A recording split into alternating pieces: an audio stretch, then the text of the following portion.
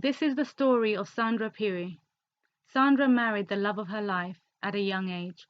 They shared the happiest moments of their lives until they suddenly learned of their daughter's life-threatening heart condition. What Sandra didn't know was that she would become a widow at age 26, losing her husband suddenly and unexpectedly whilst pregnant with their second-born child. Surely this was more than enough heartache for one person to endure. But sadly, she lost their firstborn child. With all that was thrown her way, Sandra questioned her faith in God. She believed that she would die of a broken heart. But she's here. She lives to tell her story. A story of sorrow, but also a story of courage, faith, and strength. That now took me back again, because what the brain injury did is that it just like completely disabled her, like her cognitive skills, she lost them.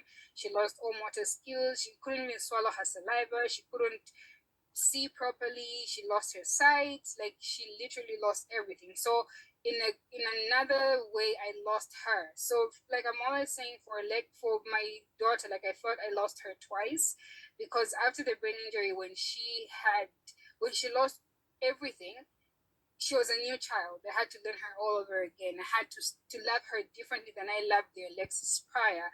I had to care for her and tend to her differently. And then now she died. Then I lost her again, like the second time, which was like the final one.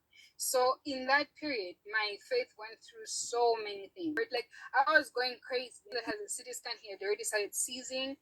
By the time it was like midnight, he was also like all on these tubes and just being sedated because he couldn't stop seizing, minus the sedation. And that was midnight. By 6 in the morning, the results from the CT scan came in, and the doctors called me and said that there's a vein in his brain that burst, and that he was already brain dead. So also, in just a couple of hours, he has a headache. To next, the doctors are telling him that he's brain dead. So at the time, I didn't understand what being there. I was alone, and I was pregnant, and he was on the other side with all of these tubes in him in just a short space of time. So how did we get here? It's just kept on running through my mind, and I'm like, God, where the hell are you? Like, what is going on? And why are you letting it happen to me, especially? Like, what have I done wrong? I wanted to just jump off the building, the hospital, so many times that night. And then also after she passed, I had those moments.